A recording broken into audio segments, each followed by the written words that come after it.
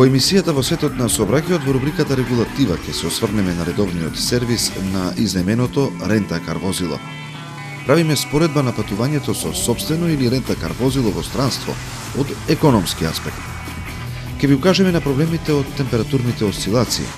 Во рубриката Техники посебно внимание ќе обрнеме на управувањето на мотоцикл, а во тој контекст ќе бидат и минутите за превентивата, во која ќе ви прикажеме колку е важна опремата при безбедното возење мотор.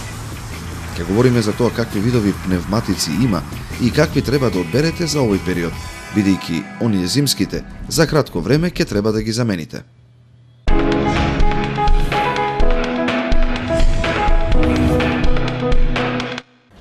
Што се однесува до редовното одржување, најчесто овие коли се секогаш со поново годишне на производство се редовно одржувани, меѓутоа доколку во текот на изнаемениот период дојде до потреба возачот, односно корисникот на возилото да промени улје или да направи некоја друга интервенција, тоа е должен да го стори во редовен сервис, овластен зависно од типот на возилото, при тоа да го извести давателот на услугата, односно рента-кар агенцијата, и при враќањето на автомобил да приложи соодветна сметка, односно фактура за извршените услуги, пошто овие средства можат да му бидат рефундирани. Што се однесува до осигурувањето на патниците и нивната осигуреност во случај на незгода и при тоа во случај на повреда телесна или во случај на смрт, ова осигурување не е вклучено во основната цена на возилата и секогаш, односно најчесто компаниите бараат дополнително плаќање, односно оваа услуга ја наплаќаат дополнително. Што се однесува до дополнителната опрема, исто така на барање на корисникот на услугите, одредено возило може да се опреми со некои дополнителни детали кои му се потребни на возачот, така да покрај возилото може да изнаемите и навигацијски уред доколку патувате во странство, понатаму може да изнаемите безбедносни седишта за вашите деца, може да изнаемите држачи за ски, дури може да изнаемите и ланци за снег доколку е потребно или нека друга соодветна зимска опрема, меѓутоа се тоа се наплатува дополнително. Што се однесува до патување во странство, честопати граѓаните се во дилема или се прашуваат дали е поекономично да се патува со сопствен автомобил или да се отпатува со авион па да во одредена земја се изнаеми автомобил. До неодамна многу поисплатливо беше патувањето со сопствен автомобил, меѓутоа со воведувањето на неколку редовни линии на нискобуџетските авиокомпании од Скопје кон Италија, кон Франција, така да во поново време и кон други европски земји, сметам дека не честопати патувањето со сопствен авион е поисплатливо. Зашто? Затоа што особено се високи покрај трошоците за гориво, се високи и трошоците за патарина и за патни такси. Например, за едно патување до Италија или до Австрија и назад, комплетното гориво со овие вклучени патарини и други давачки може да достигне до 400 евра. А ако се земе во предвид дека авионска карта во еден правец може да се извади за 20, 30 или 50 евра, тогаш е навистина се доведува во прашање исплатливоста и напорот што возачот треба да го вложи за совладување на дистанција, односно километри за да се стигне до овие земји. Меѓутоа, особено треба да бидеме предпазливи кога ги правиме калкулациите и кога преку интернет сакаме да направиме резервација на едно возило во странство.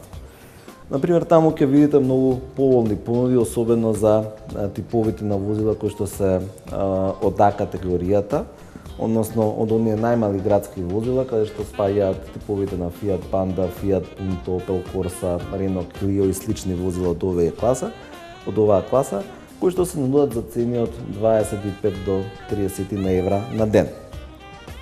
Навидом тоа изгледа доста привлечно, меѓутоа се додека не ги видите сите опции и сите други трошоци кои што може да ви бидат наплатени од агенцијата, не треба да се одлучите да веднаш го букирате овој автомобил.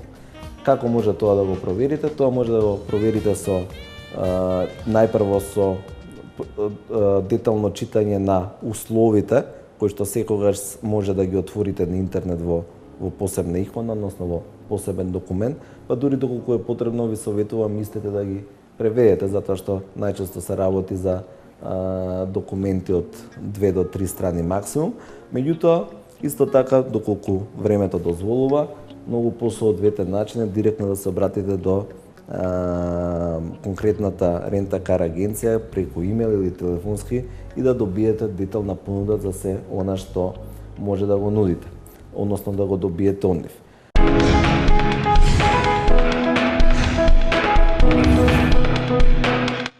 Една од најчестите состојби во кога генерално не само спортистите и оние кои што се бават со физичка активност, туку останатото население се жали на било какви здравствени проблеми е времето кога имаме нагли промени на климата и од секојдневната пракса, лекарска пракса, можеме да кажеме дека тој е период кога генерално и најголем дел од лекарствата се конзумираат во тој период. Всушност, зашто станува збор? Кога имаме нагло промена на климатските услови, пред се говори за промена на барометарскиот притисок, кој што е главна причина за влијание врз ткивата и пред се највеќе на сврзнато ткиво, на колагенот.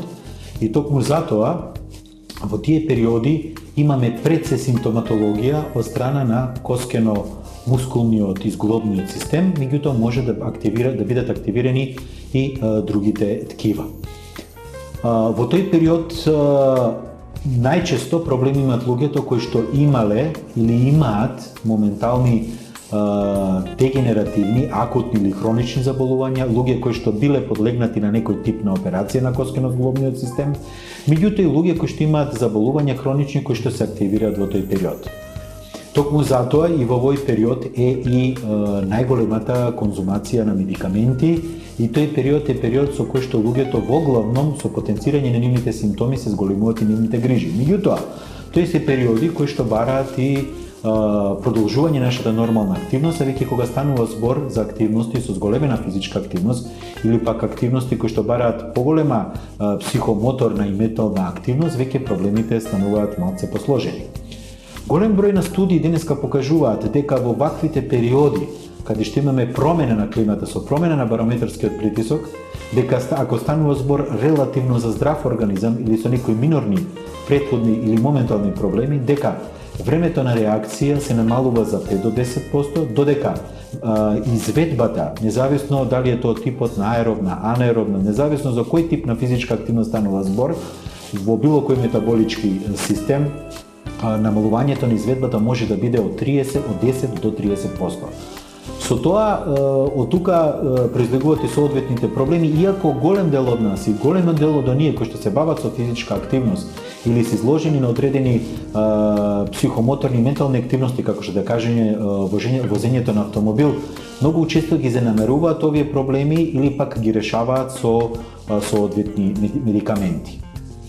Втори тип на проблем кој што се јавува е и проблемот кој што може да биде резултат на промена не само на барометарскиот притисок, туку и на влажноста, кој што од друга страна може да активира па и друг тип на заболувања, како што се заболување на каде што е засегната респираторната слузница и дишните патишта, како што е анемијата, хроничната обструктивна болест, може тука да бидат и проблемите со главоболки, мигрени и така натаму. Така да, во тој период, овие луѓе со вакви хронични заболувања често имаат и потреба и од итна медицинска помош.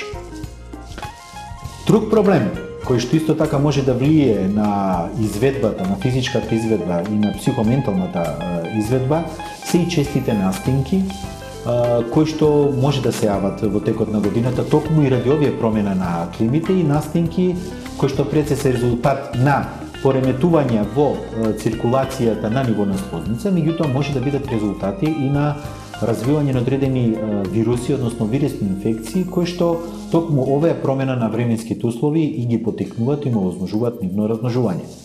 Меѓутоа, не само на стинката, тука може да биде зафатена и друг тип на слузница, гастроентерослузницата, каде што можни се и проливи. Така да, глобално, ова се најчестите проблеми кои што се јавуваат, кои што ги засегаат не само луѓето кои што вршат одредена физичка активност, имаат зголемена психоментална активност, туку и целата популација.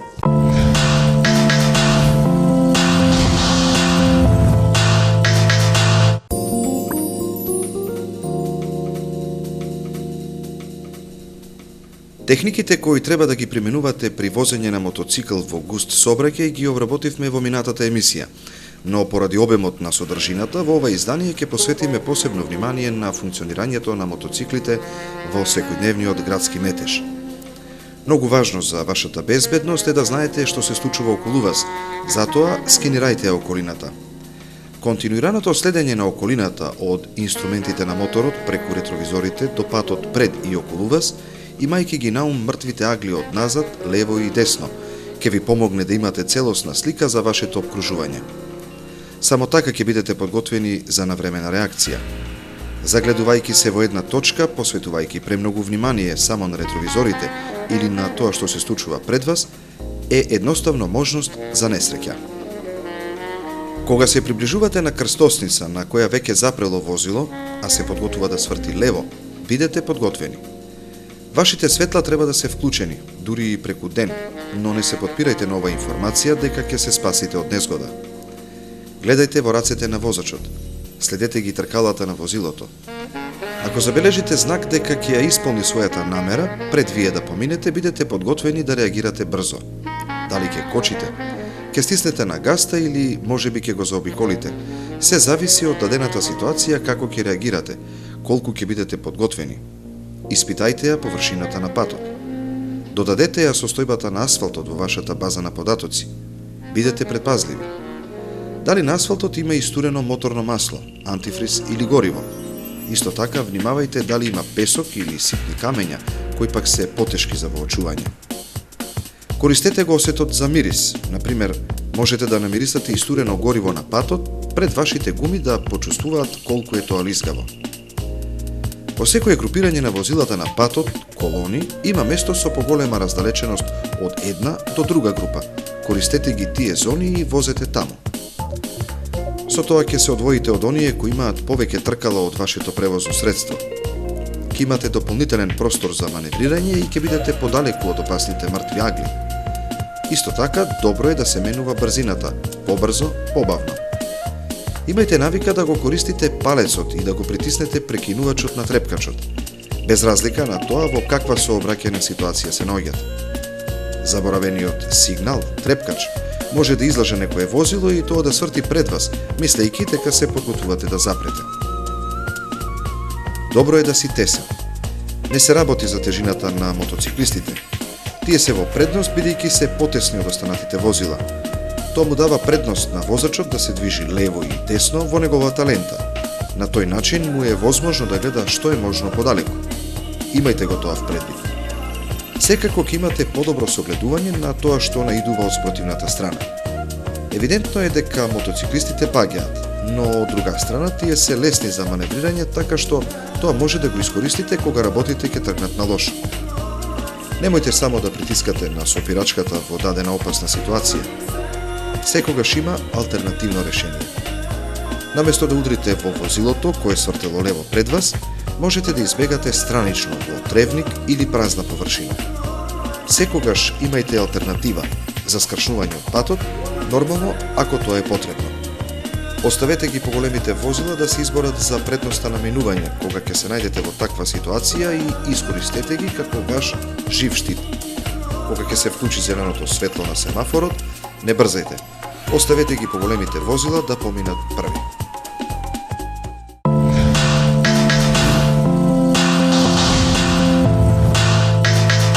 При купувањето на заштитната кацига е, прво големината. Мора да биде баш како што би рекле турците фес, бидејќи доколку самата кацига е направена малце да притиска на лицето, со тоа што таа може приметите дека има заштитни сундири кои се обликуваат според формата на лицето. Секое лице е различно, што е нормално, нели? Затоа е направено тоа се оформи спрема лицето. Доколку кацигата би била поголема, прво би било непријатна за возење, бидејќи ќе има движење од ветрот, а и не дај Боже доколку паднете со кацигата, самата глава ќе има простор каде да направи удар во кацигата, доколку таа би била баш точна според големината на главата, тој е стандард гарантира дека нема да има никакво оштетување. Најбитен момент е стандардот, тоа е хомологацијата на самата кацига, треба да е составен дел од кацигата. Тоест, значи во случајов е на пример сошиено, значи е дел од кацигата, а не е налепница. Значи е стандардот, значи дека на пример доколку не дај Боже вие ви паднале со оваа кацига, е стандардот гарантира дека овој заштитен визир нема да биде скршет или пукнат, туку тој ќе биде само излежан, тоест предниот дел од лицето ќе биде заштитено и нема да биде избодено или изгребено. Тоест е стандардот значи сигурност на право на визирот. Втора работа, тој е стандард значи дека оваа кацига при самиот пат нема да се распука, значи доколку е соодветно бројчето главата нема да биде повредена, тоа е зависно од големината на ударот. Сепак додека се вози кацигата, нормално и неопходно мора да биде врзана кацигата, бидејќи со самото тоа што доколку таа не е врзана, при самиот пат таа ќе летне, првиот удар ќе се анулира, но потоа ќе биде, да не кажеме, кобно. Постојат аксесори за кацига, со тоа што аксесори значи Bluetooth, надбрана на Bluetooth, темен визир, по новите модели, по скапите модели сите имаат UV заштита. По спортските кациги, тоа за бразилските мотори, имаат и аксесори с кои што доаѓаат од долниот дел на брадата, тоест тоа врши улога самиот воздух при движењето да не влегува во кацигата, да се изгуби тој шум, а и попријатно е возењето на поотворени патувања. Во глобала сите мотори под самото седиште имаат еден вид на кука, која што е наменета за доколку немате простор под седиштето, доколку не се работи за скутер, на таа кука се прикачува самата кацига, се затвара седиштето и тоа е сигурностен момент за да не ви открадат кацигата. Марамата се става да биде самиот врат да биде заштитен од директен удар на ветар, доколку немате поголем ветробран, нели, а исто така и заштита од инсекти.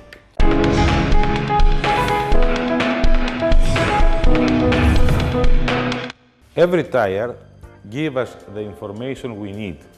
Usually is everything written or on the sidewall or in specific parts on the tread pattern. One characteristic regarding the safety of a tire is На секоја гума се напишани сите информации кои ни се потребни. Вообичаено информациите се на страничните страни или на посебни делови од нагазната мостра. Една од карактеристиките поврзана со безбедноста на гумите се индикаторите за абење на нагазната површина. Има 3 мали букви на горниот дел од страницата на гумата кои велат дека на третата мостра има мал раб со висина од 1,6 мм. Кога абењето на гумата ќе го достигне овој индикатор, таа треба да биде заменета, бидејќи повеќе нема никакви перформанси. Гумата ќе биде мазна, што представува предност во формула, но не и на нашите патишта и за наша употреба. Ако абењето на гумата го достигнало индикаторот од 1,6 мм, значи дека гумата ја изгубила способноста да оди низ вода. Во тој случај е на високо ниво што представува опасност, бидејќи ја губиме контролата врз возилото и воланот. Затоа можеме да ги спасиме нашите животи со тоа што ќе ги прочитаме упатствата на страничниот дел од гумата или специјалните символи, кои специјалистот за гуми може да ви ги објасни. Друга важна карактеристика за зимските гуми е знакот со снегулка, кој се наоѓа на истата страна од гумата. Од оваа ознака може да прочитаме кога гумата нема повеќе добар контакт на снег. Кога таа ќе достигне 4 мм, треба да биде заменета, бидејќи нема повеќе квалитетна зафатна површина со снегот. Кај зимските гуми пак потребна ни е подлабока нагазна мостра. Прочитајте ги податоците запишани на страничниот дел од гумата, за да можете полесно да го разберете производот што го купувате.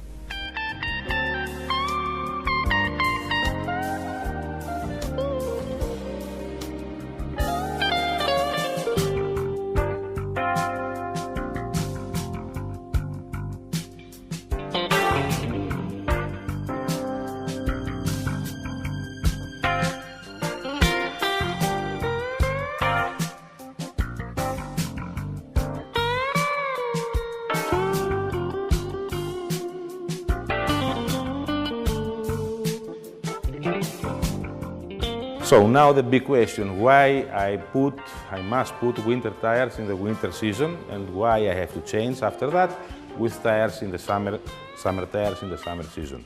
There is an explanation and it's not nothing, means a lot. Practically the difference between the car tires are the winter and the summer. The all-season tires that probably somebody tell I buy only one set. Стигнавме до неважното прашање. Зошто треба да ги менуваме пневматиците во зависност од годишното време? Главната поделба на пневматици за автомобили е на зимски и летни. Постојат и за 4 годишни времења, па повеќето ги купуваат последниве, бидејќи сметаат дека со еден сет се комплетирани за цела година. Но тоа не е најдобриот избор. Зимските имаат специфични компоненти за да функционираат на ниски температури. Главниот проблем во зимскиот период не се снегот и мразот, туку ниските температури. Летните и пневматиците за сите годишни времења не можат да бидат во добра кондиција под 7 степени, односно во зимскиот период. Поради ова, обврзани сме да направиме замена во зимскиот период со зимски, а во летниот со летни пневматици. Разликата ја прави температурата. Зимските се одлични на ниски температури од минус 15, минус 20 и минус 25 степени Целзиусови. На оваа температура летните пневматици немаат воопшто контакт. Снегот е само причина повеќе дека треба да имаме пневматици во однос на годишното време. На овој начин можеме и да заштедиме пари, така што го продолжуваме животниот век на пневматиците. Како заклучок сметам дека користењето на 2 сета зимски и летни е поевтино и, што е уште поважно, представува важен фактор за безбедноста.